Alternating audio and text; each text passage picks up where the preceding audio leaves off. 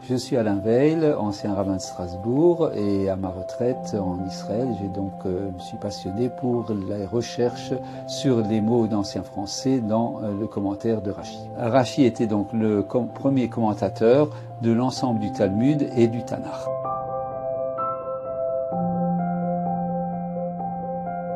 Rashi est donc le premier commentateur à avoir fait un commentaire exhaustif des textes du Talmud, et il a émaillé ce commentaire en hébreu, de termes français, afin de rendre le texte plus clair. Le cours était en français essentiellement. L'ancien français, en fait, vient du latin, et le français est devenu une langue autonome à partir, je peux dire, à peu près du 9e siècle. On a un document de la fin du 9e siècle qui sont les Sermons de Strasbourg, et Rashi, qui est du 11e siècle, est la source principale, avec la chanson de Roland, du français ancien du Moyen-Âge. Donc il y a ce qu'on appelle des erreurs de copistes. Et parmi ces erreurs, je me suis notamment heurté souvent à une lettre d'Alot qui me semblait être une telle erreur.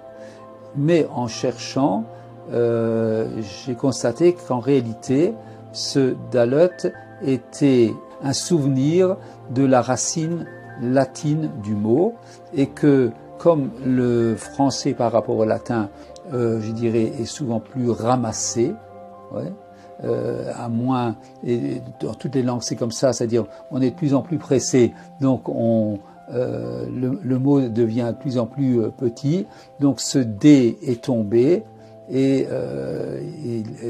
donc c'est dans Rashi on trouve ce Dalot qui correspond au D, à la lettre D française, parce que c'est un stade intermédiaire en quelque sorte de la langue. C'est la langue de l'époque de Rashi, mais qui est donc un intermédiaire entre, disons, le 11e et le 13e siècle, par exemple. Cette lettre au 13e siècle ne figurera plus. Les glosses de Rashi interviennent, je dirais, dans le cœur de son commentaire. Imaginez donc que Rashi explique par exemple le mot kankantom. Il nous dit, le kankantom intervenait dans la fabrication de l'encre dont on se servait pour écrire les textes sacrés, Torah, Tfilin, Mezouza, etc. Et au milieu, il nous dit, en français, le kankantom correspond au mot adrement.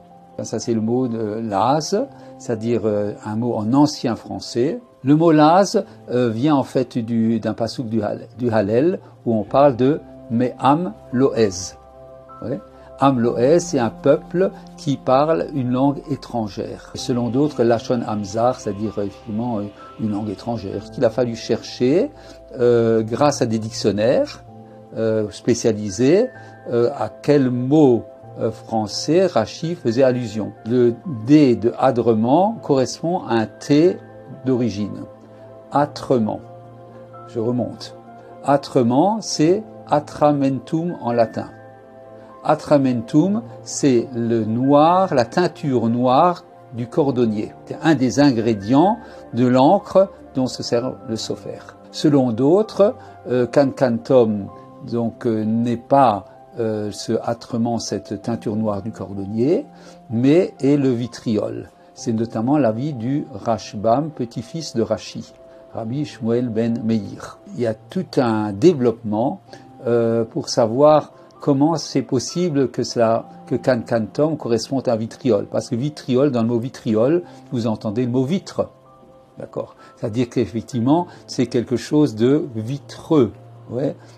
Or, quand vous voyez l'encre, ça n'a rien de vitreux. Deuxièmement, le vitriol est de couleur verte, alors que l'encre est de couleur noire. Alors le Tosafot explique effectivement à travers des réactions chimiques grâce aux autres ingrédients qui rentrent dans la composition de l'encre, le vitriol vert au départ devient noir. Et ce qui est intéressant aussi pour être complet sur la question, c'est que Rashi dans Sota donne les deux avis. donne à la fois âtrement ou vitriol. Donc Rachi lui-même était, je dirais, en doute sur est-ce que c'était plutôt l'un ou plutôt l'autre, mais l'un n'est pas l'autre. On voit que, si vous voulez, de nos jours également, c'est intéressant de savoir comment, de quoi l'encre est faite, et Rachi, avec ce mot français, nous éclaire même pour le lecteur d'aujourd'hui. Parce que c'est un sujet quand même relativement comment dire ça, spécialisé. Voilà, c'était pas évident qu'il y ait un public pour un tel sujet. Ce qui a joué en faveur, je dirais, du livre, c'est l'engouement actuel des personnes pour le Daf Yomi. J'ai de célèbres prédécesseurs qui sont notamment Darmstädter Blondheim et Moshe Katan. Darmstädter Blondheim, c'est 1929, leur livre. Moshe Katan, c'est plus proche de nous, c'est 1980 à 2000 à peu près. Tout en faisant le livre, je me suis demandé, est-ce que mon livre a un intérêt par rapport à eux? Alors j'ai cherché effectivement un angle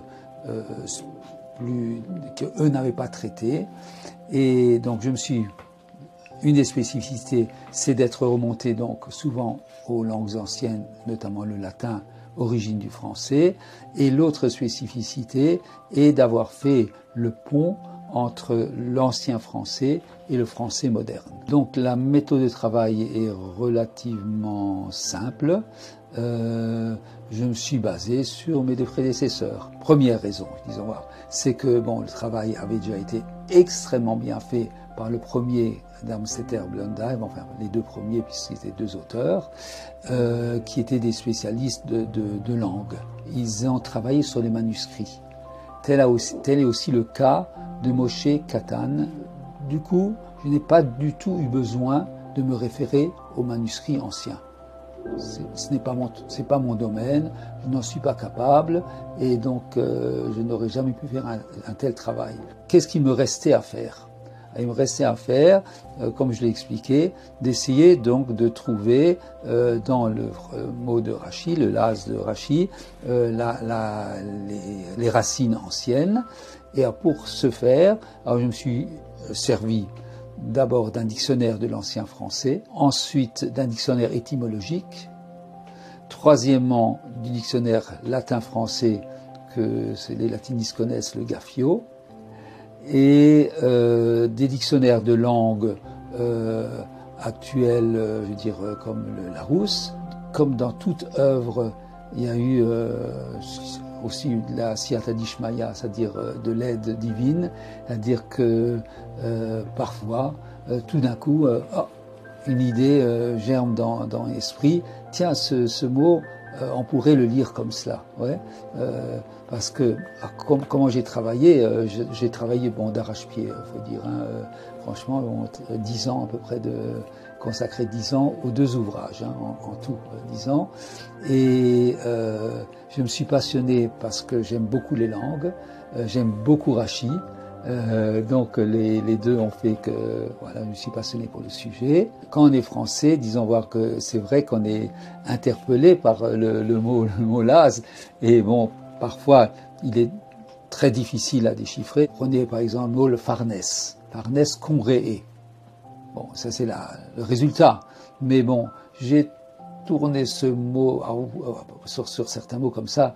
J'ai travaillé, je sais pas, des heures et des heures. Pas d'affilée, parce qu'on ne travaille pas d'affilée. Mais je veux dire, vous avez le mot, ça m'a permis de faire la mitzvah de l'Erter Habaderer. C'est-à-dire, lorsque j'avais un mot qui me résistait, entre guillemets, alors je le tournais, trituré dans tous les sens. C'est un travail assez comme ça. Et tout d'un coup, paf, je vous dis, tiens, on peut le dire comme ça. Alors celui qui veut donc se servir du livre doit effectivement, disons qu'il étudie la page 15 de Gittin. Alors il regarde si dans la page 15 de Gittin il y a des mots en français. Donc il ouvre l'ouvrage en question, et traité Gittin, page 15a, et il trouve tout de suite le mot en question. C'est-à-dire c'est classé selon l'ordre des traités du Talmud. C'est clair, c'est simple, c'est bien expliqué. Ce livre, effectivement, et ça m'a été confirmé par ceux qui l'ont acquis, est particulièrement utile pour l'étude du Talmud pour l'instant, avant d'en arriver au Nar.